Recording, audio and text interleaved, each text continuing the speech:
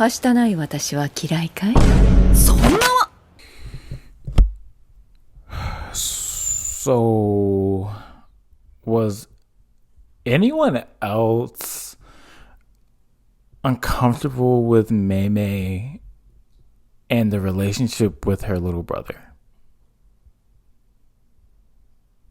Alright, so if you've been paying attention to any of my earlier videos, I've been on a tangent with doing videos about Jujutsu Kaisen because there's just a lot to unpack, and I think in these videos I'm processing what I'm seeing. And with all of the great moments and the fire animation that I can't get over, that probably just carried it into the Crunchyroll awards, with long-winded explanations of domains, there's just a lot of problems that are going on in the Jujutsu Kaisen world. And I'm excited to talk about these problems because most likely I'm gonna make some JJK fanboys mad. Shoot, I'm gonna make a lot of anime fanboys mad. Mei Mei had some of the Jujutsu Kaisen fans on lock in this season, but probably the weirdest things that occurred is seeing Mei Mei in bed with her younger brother.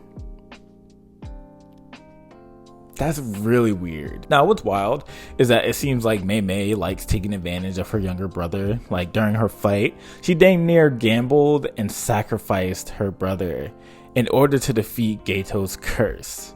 ウイウイは墓石攻撃を一度でも食らえば死ぬ。ウイウイ、私のために死んでくれるかい？いいのですか？姉様のために死んでも。 You can tell she has no care or concern for her brother, but she probably doesn't really care about anyone but herself.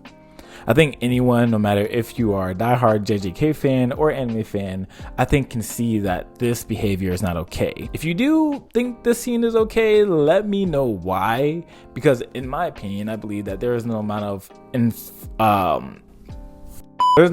of cultural context anywhere that can justify why this is a thing in JJK. But not just Jujutsu Kaisen, these types of alluded sibling romances are found in other anime as well. Some of these anime maybe show a really strong love bond between siblings, but the way they be showing up in the anime is crazy to me. But the question I want to ask is why?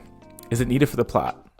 Maybe in JJK's situation, maybe, and I think there's a purpose to it, but are these things in the show for shock value to get people talking about taboo subjects?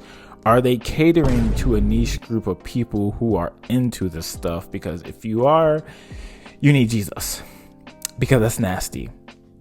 See, I understand the male and female gaze shows and movies are just going to take advantage of hormonal teenagers in order to see their content, but when can we say that something is too much? Not even to take into account that Mei Mei is a whole adult with a minor.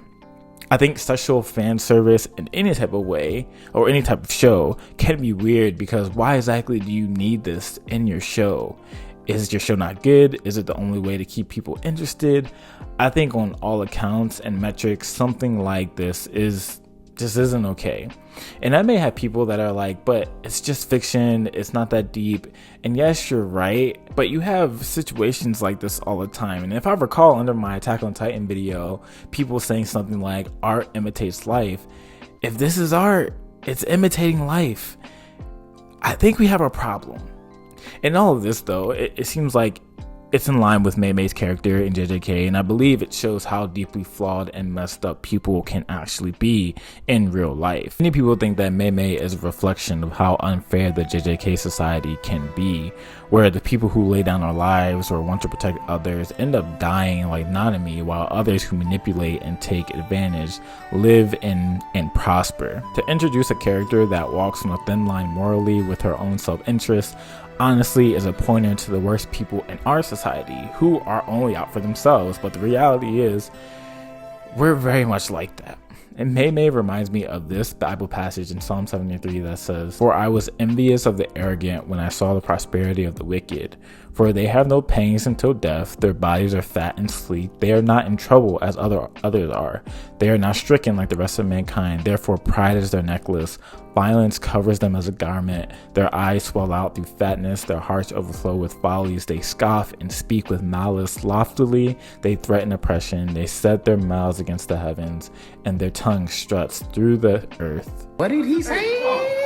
Mei Mei is a character that represents getting ahead at any cost, taking advantage to fill her pockets, putting others in danger to achieve her goals, saving her own skin when others are risking their life, and other controversial things. But Mei Mei's character isn't such a stretch in our own lives, because we have people in our real life that are like that. They do all that they can to get ahead, even if it means getting over on others to do so.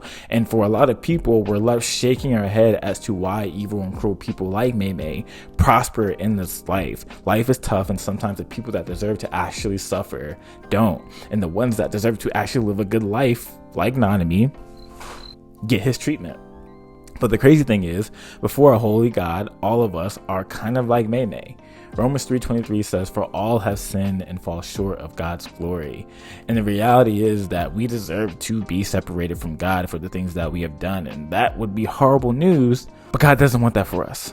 Romans 5:8 says that God demonstrated his own love for us, and while we were still sinners, Christ died for us. 1 Peter 3:18 says, "For Christ also suffered once for sins, the righteous for the unrighteous, that he might bring us to God, being put to death in the flesh, but made alive in the spirit." It's easy to say that bad people deserve bad things and even hell because of certain things, but the reality is Jesus also died for the people like Mei Mei. Maybe let's take a little bit more personal. Jesus died for the person whose guts you hate the most. Jesus died for the people who we think are horrible and gross and disgusting, and his blood was drawn for them too. Mei Mei represents the worst of Jujutsu society, but I think she represents us as well. And the only way I believe that someone can turn a new leaf is to live your life for Jesus and surrender to him. Through that surrender, we're able to live a new life filled by the Holy Spirit and dwelled by the Holy Spirit, to live a life for good, to live a life of sacrifice, to live a life that glorifies God, not in a way to get over on people. If you like this video, make sure you hit the like and sub button. If you want to see more JJK videos, make sure you click this playlist right here, and I will catch you later. Cool.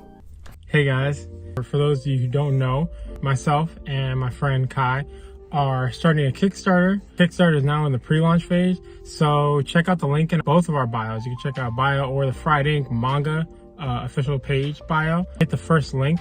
That's where you can sign up so you can be notified when the Kickstarter is ready to go. There's going to be a lot of amazing things that we're adding to the tiers of everything that we're giving, everything that we're giving to you guys along with the books. And there's a lot of different amazing stretch goals we want to hit. So let your friends know, let your peeps know, and I hope to see y'all over there. See y'all.